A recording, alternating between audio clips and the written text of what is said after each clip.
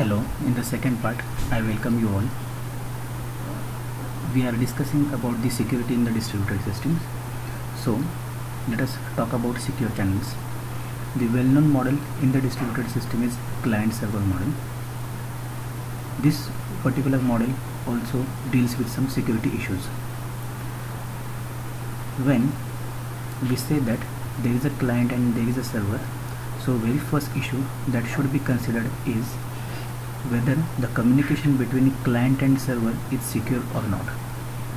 For the secure communication, the basic need is authentication of both the communicating parties. That means client and server must be authenticated. Also, it is also required that we must ensure the message integrity as well as the confidentiality of the message. Another issue that we need to tackle in the client and server model is authorization.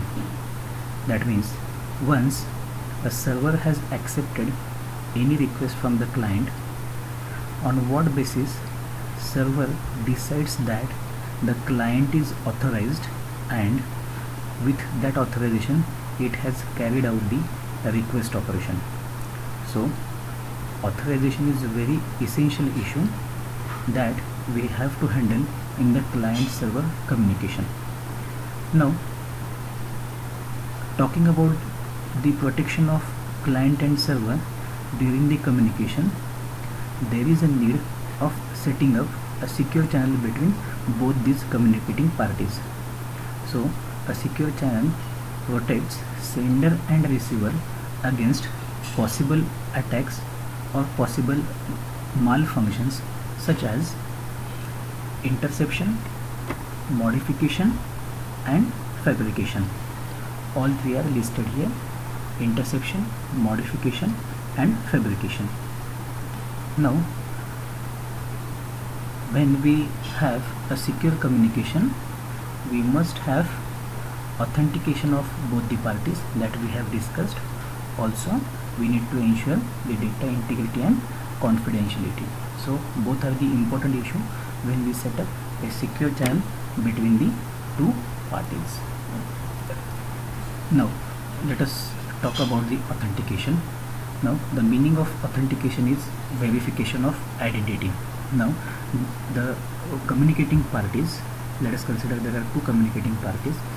If they want to communicate with each other, then the very first thing is that they need to prove their identity, and this type of process is called as authentication. First of all, each and every communicating party is having its own identity, and there must be a system which must verify this identity. So there are two main components in the authentication system. One is identification and second one is verification. With the identification, in this process, the communicating party is claiming certain identity. That means a process is saying that I belongs to this particular context. In the verification process, that particular process identity is verified. So whatever claimed by the user or whatever claimed by the client, that must be verified. So based on that, in a distributed system, the authentication is of three major types. First one is user login authentication, second one is one-way authentication, and third and last is two-way authentication. The user login authentication is most common type of authentication. Here, when a particular user try to log in into a system, then at that time their essential identities need to be proved by the user. So a typical system may consist of password-based authentication, where user has to enter the password to prove its identity. So if such type of system, that is password-based authentication system, is in use, then three major concerns are there. First one, maintain the secrecy of password. Second, make password difficult to guess, and last is limit damage due to compromised password. So let us see one by one. While maintaining the secrecy of password, the user must ensure a mechanism where password shall be kept secret from the external world. Now for that, the authentication system may provide some measures. That means the password is sealed into an encrypted message or password can be hashed, password table is protected from the other programs, and so on. Second concern is making password difficult to guess. Now there are some systems which are actually prompting user to set a difficult password that may be combination of different characters, that may have certain length, and that may ask the user to set the password which is not used or not set in the earlier sessions. In the third concern, even though password is difficult to crack, or password set is very difficult to guess, the system should be there which shall prompt the user to change the password in a periodical basis. That means after a month or after a quarter, there should be an alert message or notification given to the user that the password is old and need to be changed. So this way can ensure the change in the password and the password security. In the second type of authentication, we are discussing about one-way authentication. Now consider there are two entities, entity A and entity B, or we can consider client A and client B. Both are the two computer systems, information systems are communicating with each other. Now when they want to start communication, the second party, that is B, wants to verify identity of A. Here we may assume that A is client and B is a server. So A is seeking some of the services from the server. So it's B's duty, first of all, check whether A is authenticated user or not. Now this type of authentication can be carried out based on symmetric cryptography or asymmetric cryptography. That means between A and B there can be two different keys can be used, or there shall be only one key that can be used for the communication. Now a protocol that is used by the symmetric type of crypto system, it is called as challenge and response protocol, in which party A sends one challenge. That means party 1 is asking party 2 to prove its identity. With respect to this challenge, the second party is creating a response and sending back a message to the party 1. This type of communication is called as challenge and response protocol. In the coming slides we will see along with an example. So here in the symmetric crypto system, both the parties are sharing the key. That means both are having knowledge how to encrypt and decrypt a message, because there is a symmetric key. Example of protocol based system, user A wants to communicate with user B. So what user A is doing, user A is creating a message packet. In that packet it is putting its ID using a shared key and encrypt that message and send this message to B. B receives this message, B has the shared key, B unlock that message or decrypt that message and see what it contains.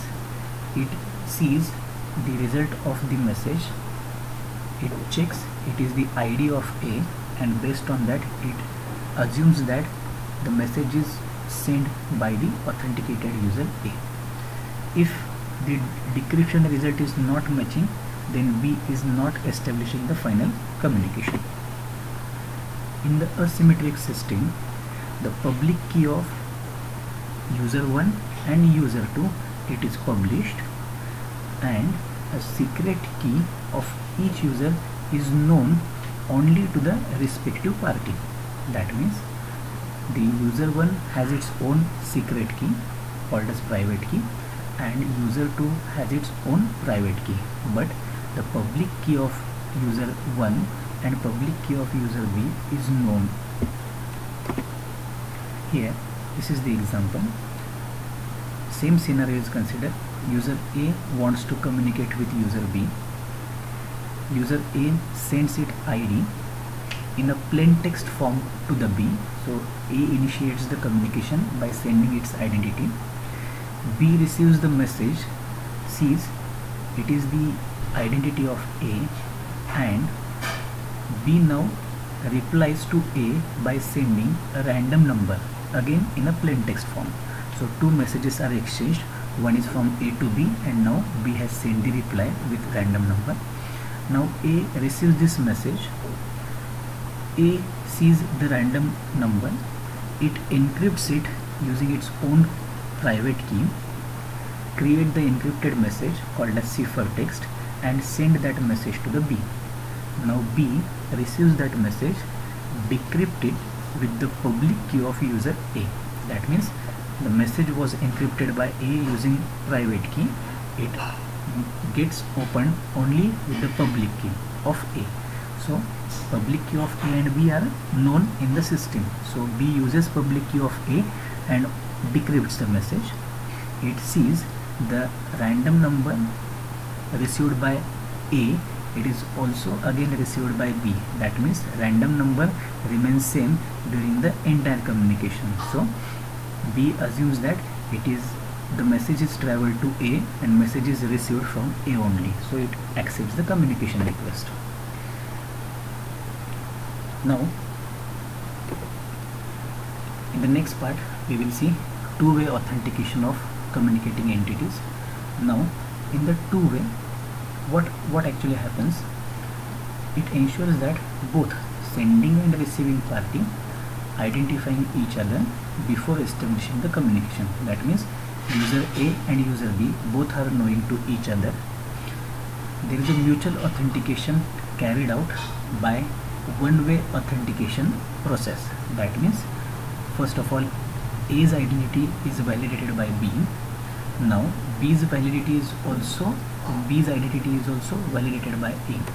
If you observe in the one-way authentication, A wants to communicate, so A's identity is validated by B, but in the two-way authentication, A's identity first validated by B, and secondly B's identity validated by A. Generally the three major types of keys are used: public key of A, public key of B, and lastly a session key. The meaning of session key is that session key is produced for a particular communication session. That means once communication is over, that session key is discarded.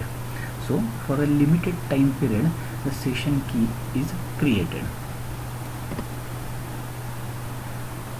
When we try to establish a secure channel, once authentication phase is completed, that means A and B got authenticated, now there will be a unique key that will be shared with A and B for the communication session only. Such type of common unique key is called as session key. Now this session key is known to A as well as B. This session key serves two main purposes. Just because when we use public key or private key again and again, it will be very much easy to remember that key. So the revelation of either party's private or public key is very much easy, so that can create a loss. Second, if you know the public or private key, there are chances that a replay attack may happen. That means I know with what key I am able to open the message or with what key I am able to send the message. So again and again similar type of messages can be transmitted within the channel. So to avoid this replay attack or to avoid the chance of knowing the keys used, we are using the session key. So this is about the authentication and the possible types as well as in what way we can make use of a session key. Now we will see the next type of authentication, which is based on a shared key. Consider there are two parties, Alice and Bob. It is called as A and B also. A shared key between Alice and Bob, it is denoted as K of AB, that is key for A as well as for B. So this type of key is called as shared key between Alice and Bob, that is party A and party B. Now in this protocol, what actually happens here, one party is challenging the other party. That means you can consider party A is challenging party B. For what challenge? Party A wants the party B should prove its identity, and vice versa. That means B also wants that A should prove its identity. So in this type of authentication, A has to prove its identity in front of B, as well as B has to prove its identity in front of A. This is only happened, or this can be achieved only by saying what shared key is. That means A must know what is shared key and B must know what is shared key. And when A or B is asked to explain the shared key, they must answer that the shared key is nothing but K of AB. This type of solution or this type of mechanism is called as challenge and response protocol. About that we have already discussed. Now consider the given diagram. Here A and B, that is Alice and Bob, both entities are there. Now first Alice sends her identity to Bob. So look at the message 1 where Alice sent her identity to the Bob. It indicates that she wants to set up a communication channel between A and B. So by sending identity, it wants to start the communication channel between Alice and Bob. Now B receives the A's identity, and now B sends a challenge to the Alice by using message 2. So if you observe, B is sending a message to Alice.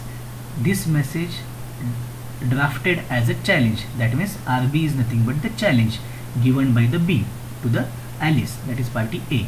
So in the second message you can observe B has sent the challenge to Alice.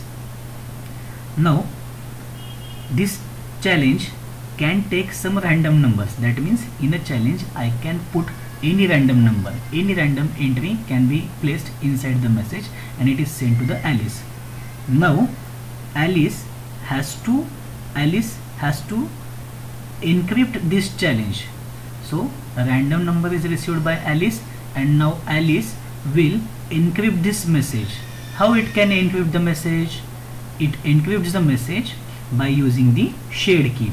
So it receives the random number from Bob, it encrypts that message by using shared secret key and send that message again to the Bob. Now this is nothing but the message 3. Now along with this message,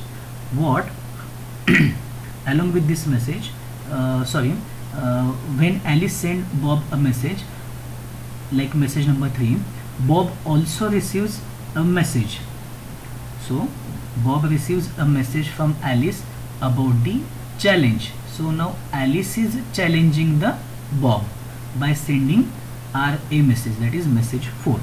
Here for the message 3, since this is encrypted message received by Bob, Bob can decrypt this message by using the shared key. So this can be opened up and Bob can see that contents of the message received from Alice is nothing but the RB, that is nothing but some random number which was sent earlier by the Bob. Now what Bob can do, Bob has verified, after seeing this message, Bob has verified that on the other side there is a person whose name is Alice. So A's identity is proved. Now Alice doesn't know whether Bob is present on other side or not. So what Alice is doing, Alice now initiated a challenge. So Alice sent a random number to Bob. So with message number 4, Alice sends a message to Bob to verify Bob's identity. Now what Bob can do, Bob takes that message, that random number, it encrypts that message and it encrypts the message with the shared key and it sends this message, that is message number 5, to the Alice. So Alice has challenged the Bob with message 4 and Bob has sent the response to the challenge 4 with message number 5. So Alice receives the message 5, it decrypts the message and sees that it has received the same number, that is RA, okay, or the random number sent by Alice. So in this way, at this particular point, that is message 3, Bob has verified Alice is present on the other side, and when Alice receives message 5, Alice has verified Bob is there at the other side. In this way, with a shared secret key, the two entities can authenticate each other. Now we will see in what way authentication can be done by using the public key cryptography. Now, since we are talking about the public key cryptography, both Alice and Bob are having their individual public key, and which is known to each other. So Alice knows the public key of Bob as well as Bob knows public key of Alice. Both Alice and Bob are having their private key, which is not known to each other. That means Alice holds its private key and Bob holds its private key. Only public key of both of these entities are known to each other. Alice is able to encrypt the message by using public key of Bob, as well as Bob can encrypt a message by using public key of Alice. Once Alice receives a public key message, Alice can decrypt that message by using its private key. Similarly, when Bob receives an encrypted message with its public key, Bob can decrypt that message by using its private key. So this is the simple phenomenon that is there in the public key type of cryptography. Now let us look at the communication. Now here Alice wants to set up a communication channel with Bob. So Alice is initiating a request. Now this request message generated by Alice containing a challenge. So message contains a challenge from Alice plus identity of Alice, and these two entities are encrypted by using the public key of Bob. I repeat, Alice initiates the communication request by embedding a message containing challenge from Alice plus identity of Alice, and the entire message is encrypted with the public key of Bob. Now this type of message is always decrypted by the Bob, just because it is encrypted with its public key, and the decryption is possible only to the Bob because Bob holds the private key. So public key message is decrypted with the help of private key. So this message is traveled and received by the Bob. In this way, Alice can verify whether the other party is Bob or not, just because Alice has encrypted message with the public key and Alice knows that this message is only decrypted by the Bob because Bob is holding the private key. Now the message is received by the Bob. Bob decrypts this message by using its private key. It sees it is the identity of A, so A is present on the other side. It sees a challenge from A. Now Bob decides to send a response to this challenge. Now the challenge part is created by Bob in such a way that it initially puts challenge from Alice, so RA is put at first, then it puts its own challenge, this challenge to prove that other side is Alice only. Along with these two challenges, now Bob is creating a session key, that is KAB. This key is called a session key. So Bob is creating a session key for Alice and Bob communication and encrypt this message by using public key of Alice. So Bob now ensures that the other party has to be Alice because it is encrypted with the public key of Alice. So Alice is the only person who can decrypt this message by using private key. So message 2 is received by Alice. Alice uses its private key and now sees the content. First content it sees, it is nothing but the challenge. So Alice has verified that Bob is present on the other hand. Now it sees second part, that is nothing but the RB, that is challenge given by Bob, and it sees the session key, that is KAB, sent by the Bob. Now Alice uses this session key, that is KAB, and it is sending the random number or challenge of Bob as a response. So Alice creates a message with the challenge of Bob, simply to ensure that I have received the number sent by you and this is the number. The message is encrypted with the session key created and the message is received by the Bob. Now Bob and Alice both has session key.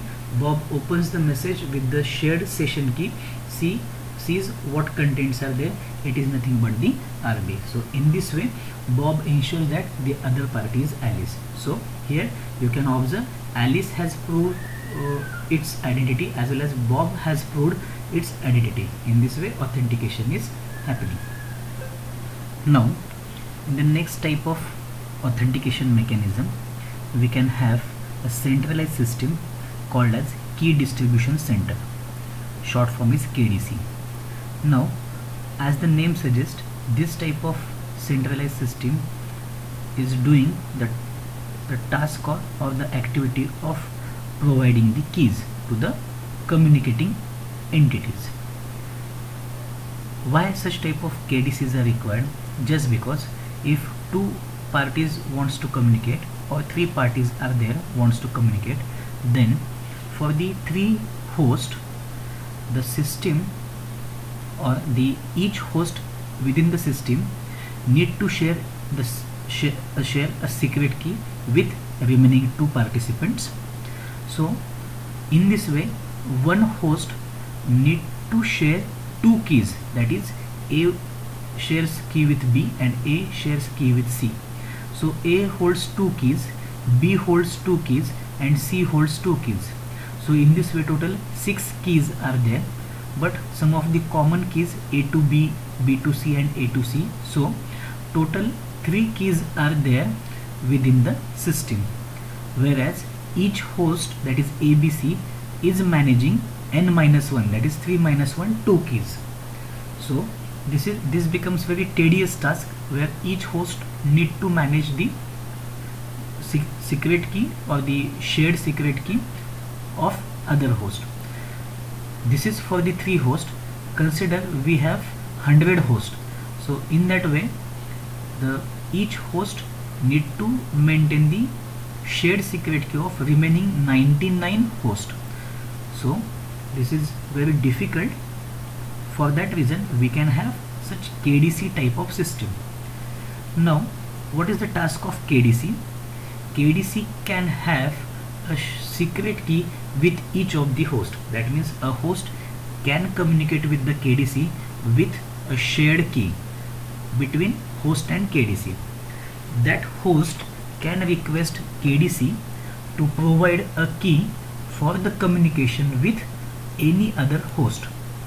So KDC works like a central server and it will issue a session key to the communicating parties.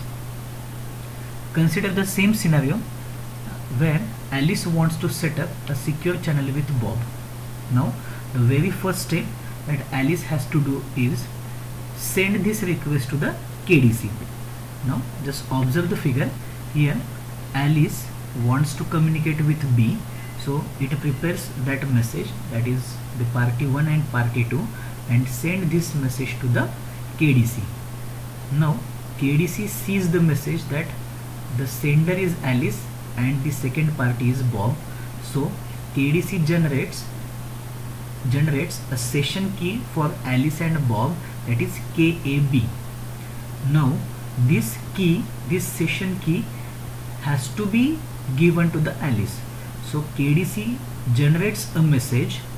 In that message it puts this session key for Alice and Bob and it sends that message as a reply to the Alice by encrypting that session key with a key shared between Alice and KDC.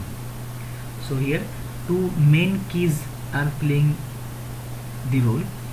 So one is nothing but the session key that will be used in the next step between Alice and Bob, but this message containing session key is encrypted by KDC with a key shared between Alice and KDC. There is a key that is shared between KDC and Bob.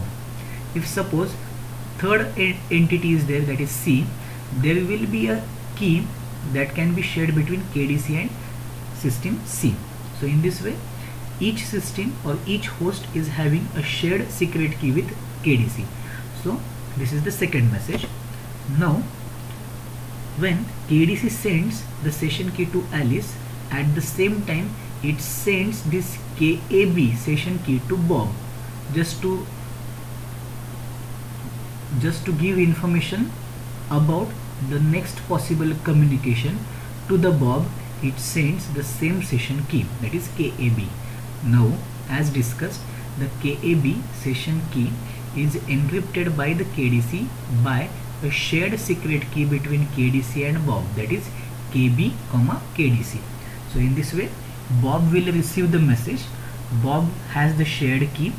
Bob opens the message and sees there is a session key that can be used for the next communication between the Alice and Bob. So in this way, KDC can be used to perform the authentication between two systems. Now next we will see a very important component of any security mechanism, that is message integrity. First we saw the authentication, now we will see the integrity. Now meaning of integrity is that the data should not be modified.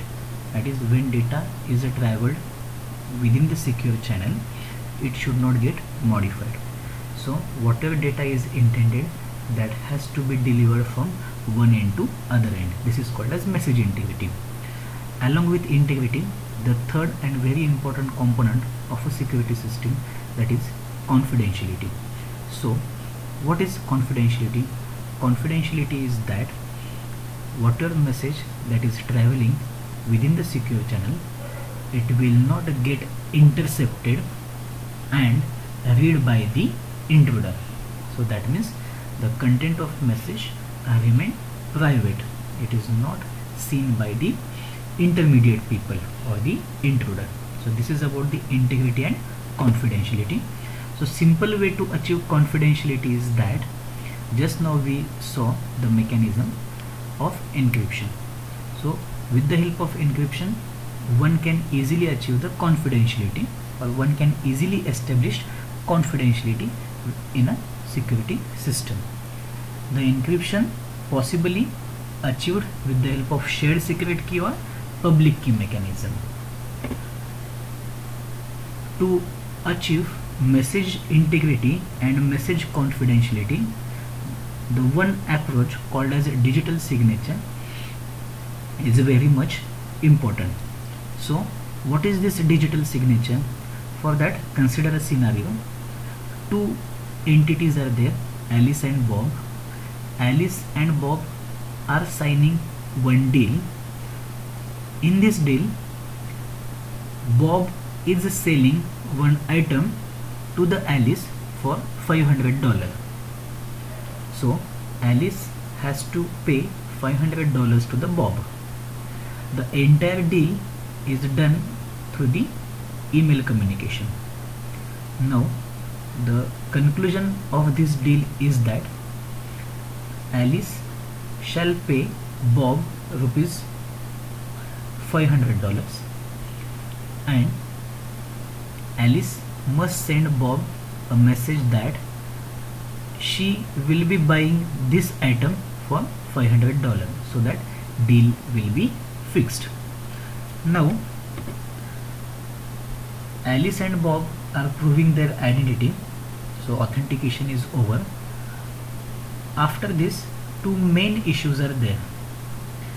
Number one, Alice must ensure that the Bob should not maliciously change the amount value, that is $500. So whatever Alice sends message about the deal, Bob should not change the figure in that message, that is from $500 to the higher amount, maybe $1,000, $1,500, and so on. Second thing, now from the Bob's point of view, Bob must assure that the Alice cannot deny about the purchase. That means whatever Alice has promised, Alice should not deny about the purchase. Now, to deal with these two issues, what we can have, the Alice should digitally sign the message so that the signature of Alice loudly says about her consent. That means Alice will be buying the item for promised $500. This is ensured when she signs the message. So what is digital signature?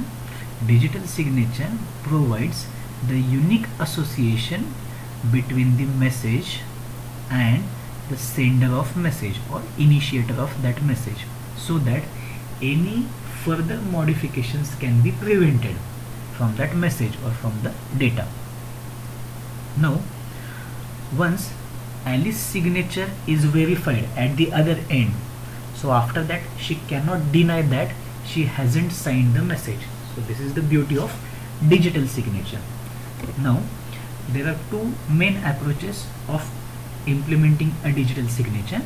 One is with the help of encryption algorithm, that is RSA, and second one with the help of message digest algorithm, that is MD5. So first of all, we will see the digital signature using RSA. Now let us understand how digital signature can be implemented with the help of RSA algorithm. RSA algorithm is a public key cryptography algorithm where both the entities are having their own private key and both of them are having public key which is known to each other. So now let us understand, there is two computer system, computer A and computer B. Computer A hold by the Alice and computer B hold by the Bob. Now Alice wants to send some message or the email message to the Bob.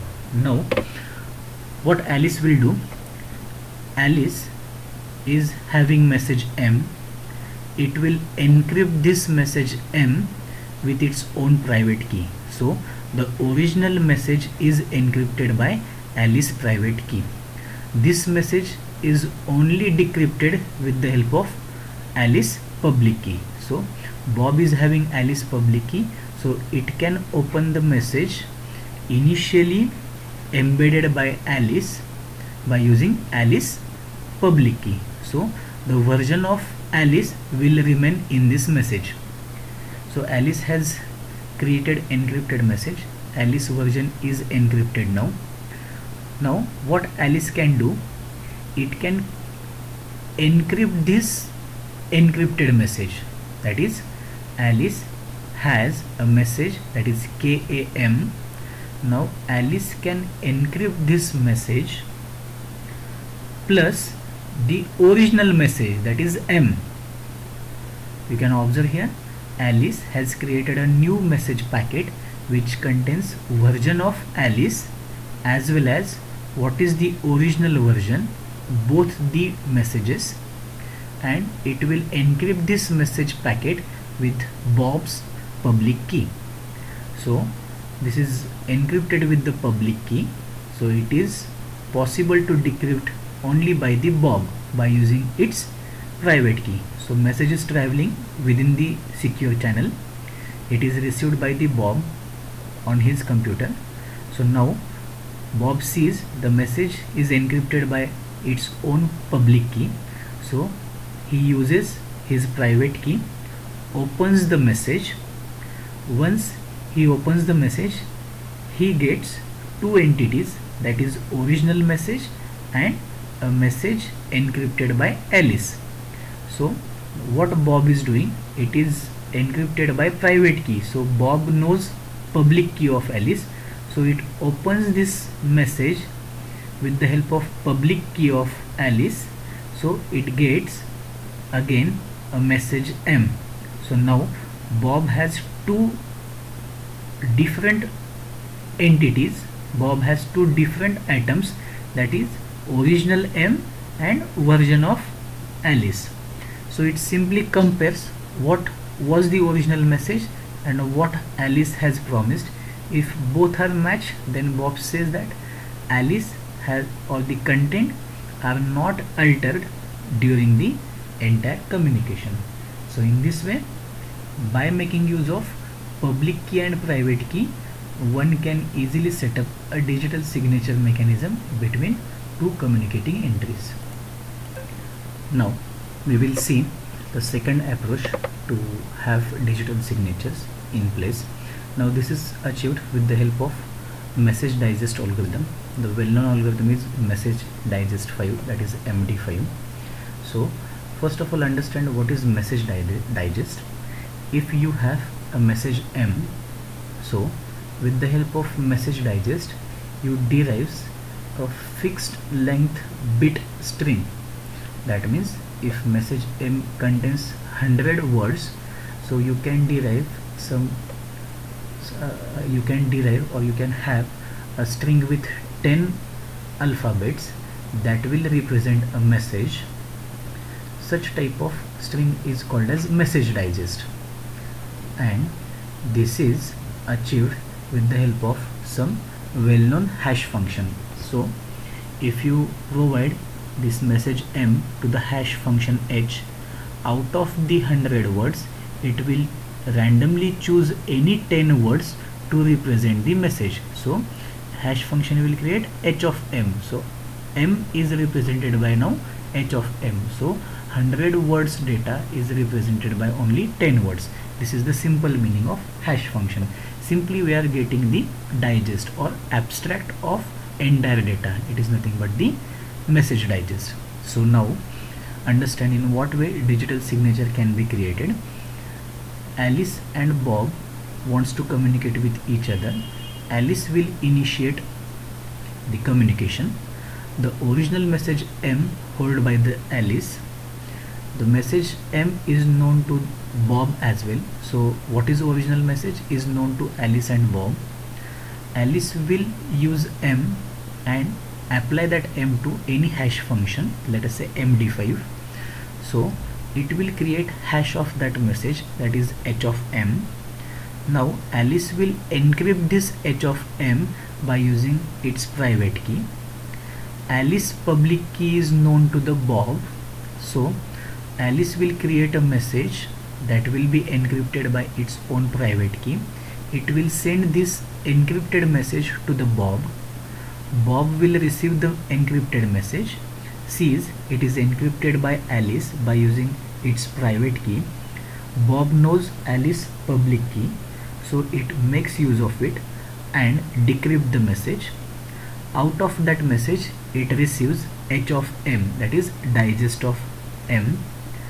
Bob knows what the original message is, so Bob applies its own hash function on the original message and it will create its own digest. Let us say this is H of M and Bob is creating H dash of M. So at the end Bob simply applies a comparison mechanism to the H of M, that is a digest from Alice and a digest created by Bob itself.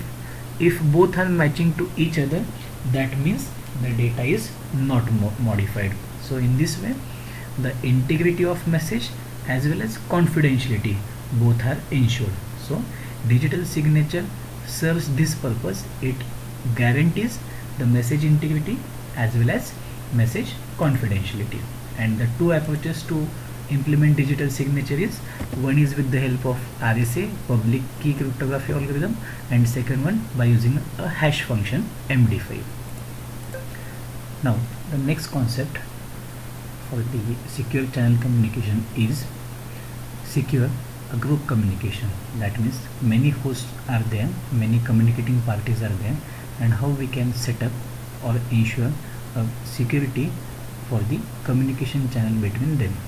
Now two main approaches are there.